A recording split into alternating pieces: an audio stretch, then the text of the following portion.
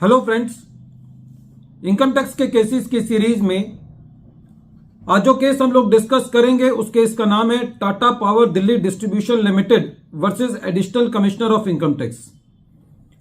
यह case 108 ITR tribunal page number 329 पर report हुआ। मैटर दिल्ली आईटीएटी की ई बेंच ने डिसाइड किया और इस केस का जजमेंट 5 अक्टूबर 2023 को आया। फ्रेंड्स, ये केस बहुत इंटरेस्टिंग है। इस केस के अंदर Tata power Delhi distribution limited एक बड़ा एसएससी है। एसएससी का जो मेन बिजनेस है वो मेंटेनेंस और डिस्ट्रीब्यूशन ऑफ इलेक्ट्रिसिटी है और इलेक्ट्रिसिटी एक्ट के हिसाब से एसएससी को इलेक्ट्रिसिटी एक्ट के हिसाब से बुक्स ऑफ अकाउंट्स मेंटेन करनी होती हैं। केस के इफेक्ट्स इस तरीके से हैं। During the relevant assessment year SSC ने जो अपनी रिटर्न फाइल करी नॉर्मल प्रोविजंस के हिसाब से, उसके अंदर एसएससी की नील इनकम थी, लेकिन मैट के प्रोविजंस के हिसाब से एसएससी का जो बुक प्रॉफिट आ रहा था वो 303 करोड़ रुपए था। जब एसएससी की असेसमेंट चल रही थी तो असेसिंग ऑफिसर के सामने एक इश्यू अराइज हुआ कि एसएससी ने लेट पेमेंट सरचार्ज अपने कस्टमर्स से रिसीव किया है। ये लेट पेमेंट सरचार्ज एसएससी ने इसलिए रिसीव किया कि जब एसएससी अपने कस्टमर्स को इलेक्ट्रिसिटी का बिल भेजता है और उसके कस्टमर्स वो बिल की पेमेंट टाइम पर नहीं करते तो एसएससी के पास ये अधिकार है कि वो अपने कस्टमर से लेट पेमेंट सरचार्ज कलेक्ट कर सकता है।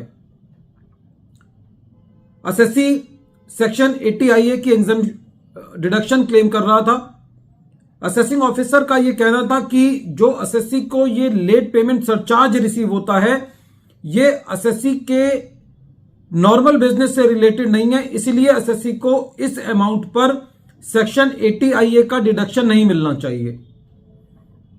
एसएससी ये जो लेट पेमेंट सरचार्ज अपने कस्टमर्स पर लगाता था वो इसलिए लगाता है कि ताकि जो उसके कस्टमर्स हैं वो ये प्रेरित हो पाए कि वो इलेक्ट्रिसिटी की पेमेंट टाइम पर करें।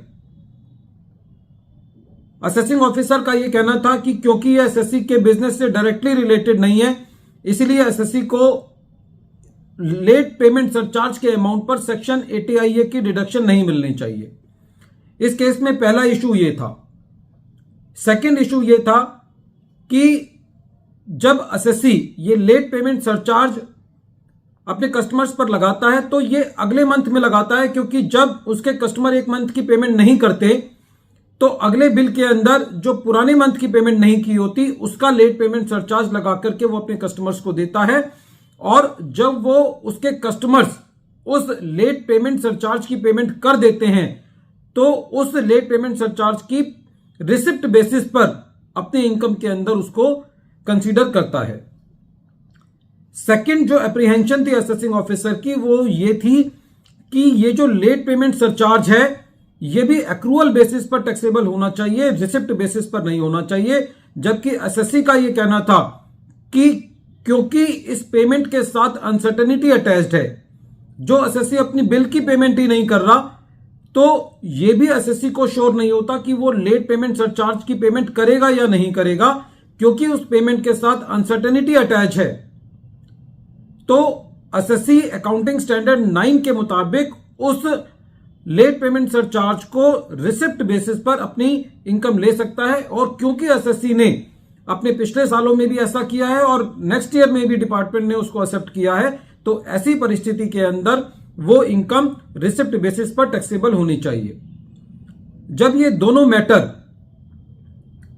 आईटीएटी के पास गए तो आईटीएटी का कहना यह था कि जो पहला इशू है कि जो लेट पेमेंट सरचार्ज है जिस पर असेसिंग ऑफिसर 80 IA की डिडक्शन नहीं दे रहा था, तो आईटीएटी का उस मुद्दे पर यह कहना था कि ये जो पेमेंट एसएससी को रिसीव हुई है ये उसके बिजनेस से डायरेक्टली रिलेटेड है, इलेक्ट्रिसिटी बिजनेस से डायरेक्टली रिलेटेड है और इस पर भी एसएससी को सेक्शन 80 IA की डिडक्शन मिलनी चाहिए।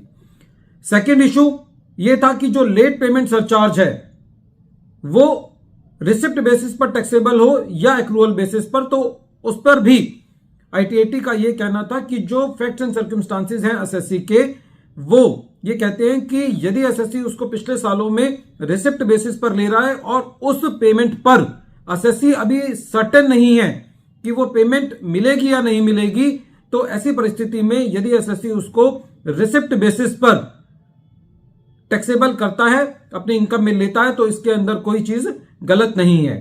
फ्रेंड्स, इस केस में इन दो इशू के अलावा एक और जो सबसे इंटरेस्टिंग इशू ये था कि Tata power Delhi distribution limited जैसा बड़ा एसएससी अपने बुक प्रॉफिट पर मैट दे रहा था, लेकिन during the ITAT proceedings SSC को यह पता चला कि एसएससी के ऊपर मैट प्रोविजंस एप्लीकेबल नहीं है, क्योंकि एसएससी को एक स्पेशल एक्ट के मुताबिक अपनी बुक्स ऑफ अकाउंट्स मेंटेन करनी पड़ती हैं। तो एसएससी ने यह एडिशनल ग्राउंड रेज किया कि मेरे ऊपर मैट प्रोविजंस एप्लीकेबल नहीं है, जिसको न केवल आईटीएटी ने उस ग्राउंड को एडमिट किया बल्कि अलाउ भी किया कि एसएससी के ऊपर मैट प्रोविजंस एप्लीकेबल नहीं है।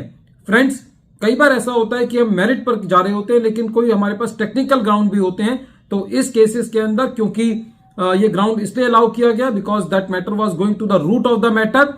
और यदि हम कॉन्स्टिट्यूशन का आर्टिकल 265 देखें या सेक्शन 4 या 5 देखें इनकम टैक्स एक्ट का, तो उसके मुताबिक भी आप खाली एसएससी से रियल इनकम पर टैक्स ले सकते हैं। वीडियो के अंत में एक बार फिर मैं केस का नाम रिपीट कर रहा हूं। केस का नाम है Tata power Delhi distribution limited versus additional commissioner of income tax, और ये case 108 ITR tribunal page number 329 पर रिपोर्ट हुआ। मैटर दिल्ली आईटीएटी की ई बेंच ने डिसाइड किया और इस केस का जजमेंट 5 अक्टूबर 2023 को आया।